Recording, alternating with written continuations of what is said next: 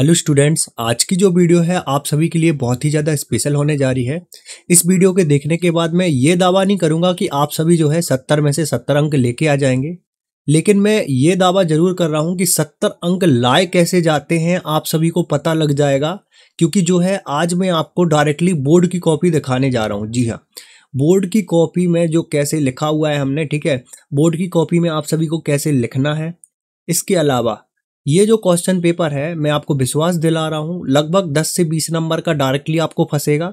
दूसरी बात, इस क्वेश्चन पेपर को सॉल्व करने का तरीका आपको पता चलेगा तो 5 से 10 नंबर आपके उसमें बढ़ेंगे। ठीक है, मैं कुछ झूठ नहीं बोलता वीडियो स्टार्ट करने के पहले ही। अगर आपके जो है 30 से 35 नंबर जो है सिर्फ इस वीडियो को देखने से आ जा रहे हैं तो देखिए ये वीडियो जो है आप सभी के लिए बहुत ही ज़्यादा स्पेशल हो सकती है। ठीक है, तो अभी के अभी इस वीडियो को लाइक करें, चैनल को सब्सक्राइब करें, और अगर वाकई में वीडियो पसंद आए ना तो कमेंट करके जरूर बताइएगा कि सर वाकई में हमें कुछ सीखने के लिए मिला है। ठीक है, तो अभी के अभी जो है कक्षा 12 के सभी छात्रों तक इसको शेयर करें।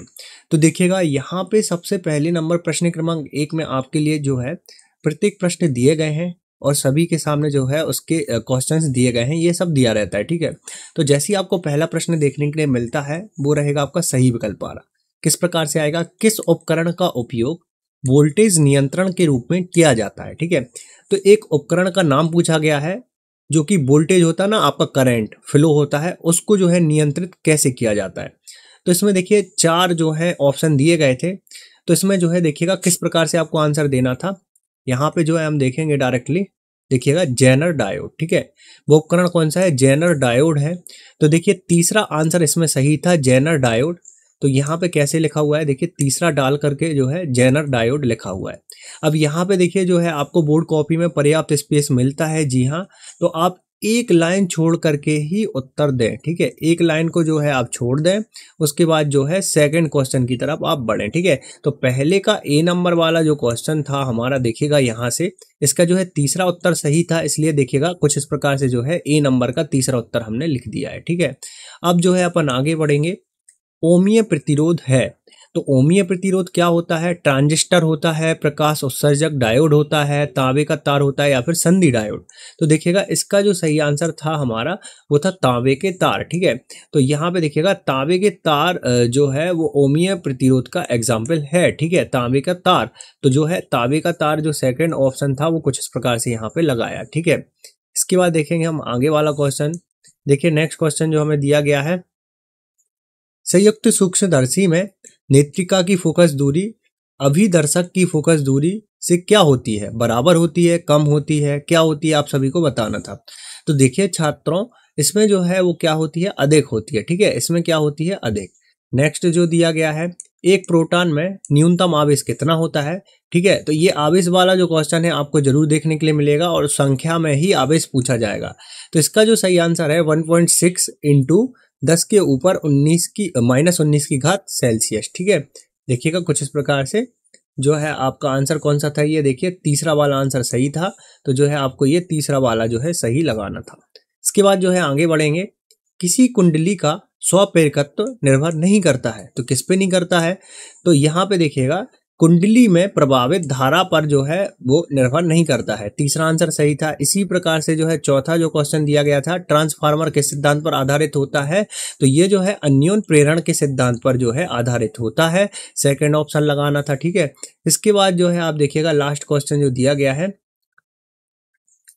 देखिएगा विद्युत चुम्बकीय तरंगें उत्पन्न होती हैं, तो किससे होती हैं ये आपको बताना था। तो देखिएगा त्वरित आवेश से हो जाती हैं। ठीक है, किससे होती हैं, ये त्वरित आवेश से जो है ये उत्पन्न होती हैं।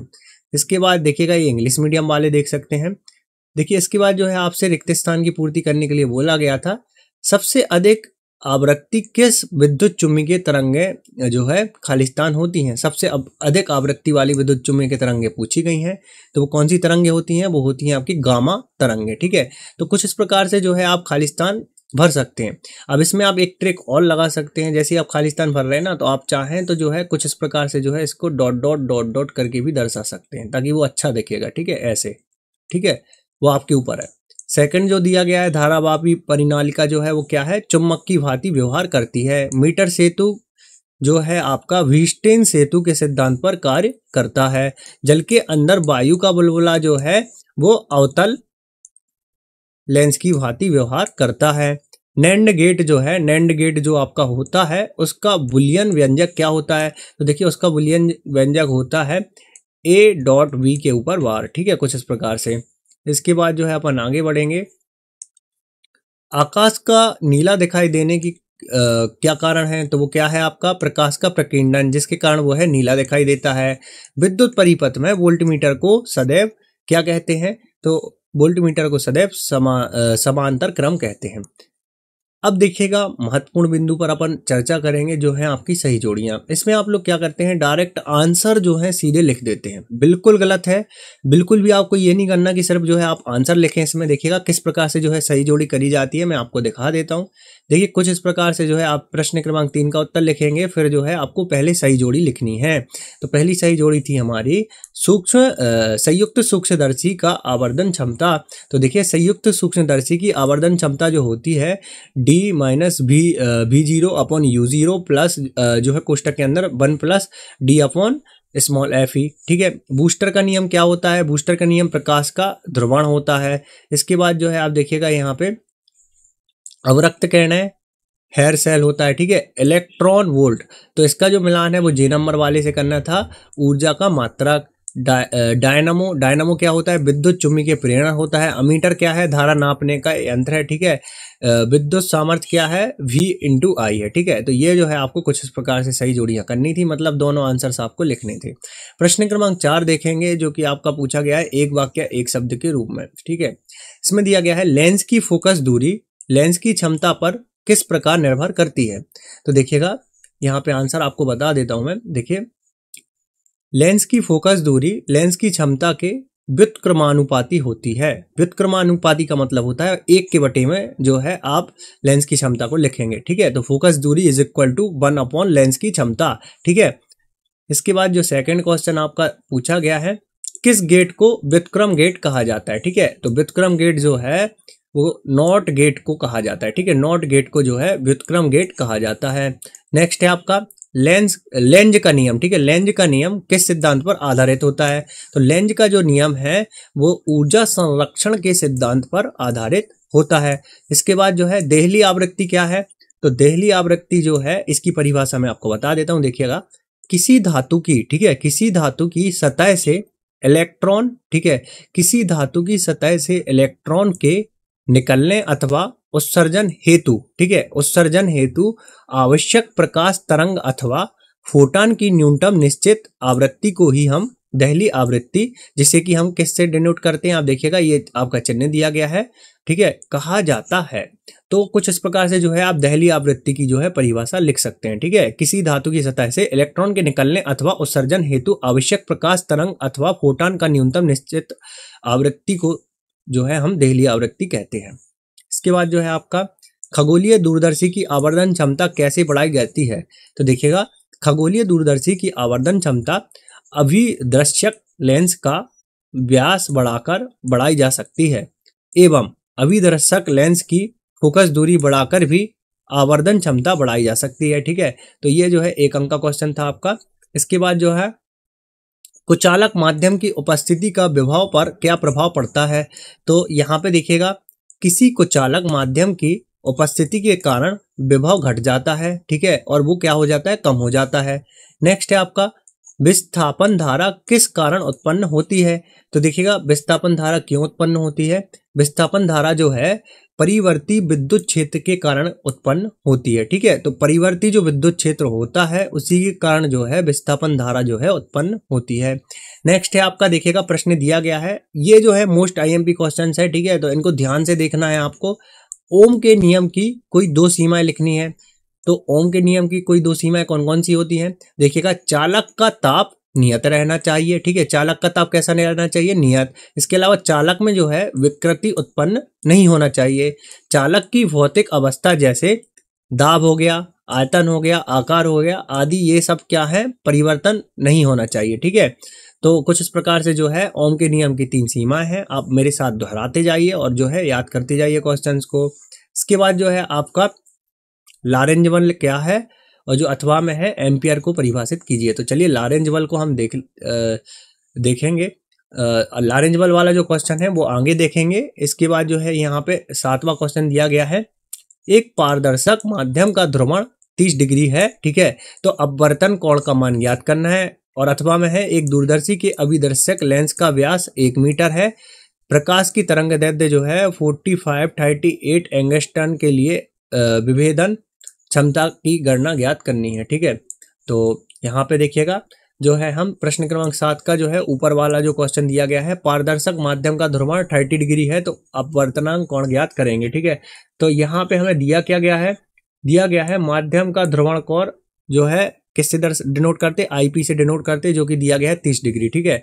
चूंकि हम जानते हैं ध्रुवण प्लस अपवर्तनांक कोण बराबर 90 डिग्री के बराबर होता है, ठीक है, ये होता ही है, आप भी जानते होंगे, ठीक है। इसलिए क्या करेंगे अपन, जो है ध्रुवण कोण जो आईपी है, ठीक है, अपवर्तनांक कोण क्या है, आर इज इक्वल टू जो है आपका 90, ठीक है। आईपी का जो है हम वैल्यू रख देंगे, क्या है यहाँ पे आईपी का वैल्यू 30 डिग्री जो हमें दिया गया था, आर का जो है दिया नहीं गया बराबर 90, तो आर जो है यही रहेगा, 30 डिग्री का हम पक्षांतर करेंगे तो 90 डिग्री में से 30 डिग्री घटेगा तो 60 डिग्री जो है अपवर्तनांक कोण का जो है मान आ जाएगा, ठीक है। तो ऐसे जो है आपको इसकी वैल्यू फाइंड करनी थी, ठीक है। इसके बाद जो है देखेंगे हम फैराडे का दूसरा नियम, देखिएगा पूछा गया है यहाँ पे, विद्युत चुम्बकीय प्रेरण के लिए फैराडे का दूसरा नियम लिखिए, ठीक है। तो देखिए फैराडे के द्वितीय नियम अनुसार प्रेरित विद्युत वाहक बल, ठीक है, प्रेरित विद्युत वाहक बल का मान चुम्बकीय फ्लक्स में, ठीक है, चुम्बकीय फ्लक्स में परिवर्तन के दर, ठीक है, परिवर्तन के दर के अनुक्रमानुपाती होता है, ठीक है। यदि चुम्बकीय फ्लक्स में परिवर्तन जो है डी फाई तथा प्रेरित विद्युत वाहक बल में ई है, तो फैराडे के द्वितीय नियम से प्रेरित विद्युत वाहक बल अल्फा फ्लक्स परिवर्तन की दर क्या होगी, अल्फा फ्लक्स परिवर्तन की दर अर्थात ई जो है आपका समानुपाती d phi upon d t, ठीक है, या फिर क्या लिख सकते हैं, ई इज इक्वल टू जो है यहाँ पे अचर आ जाएगा, जैसे ये हटेगा, ठीक है, अचर क्या हो जाएगा माइनस के, ठीक है, d phi upon d to d t. यहाँ पे जो है हम के का एक समानुपातिक स्थिरांक है, के क्या है, एक समानुपातिक स्थिरांक है जिसका मान जो है एसआई पद्धति में क्या होता है, ऋण 1 होता है, ठीक है। इसलिए क्या हो जाएगा ये माइनस का d phi upon d t, ठीक है।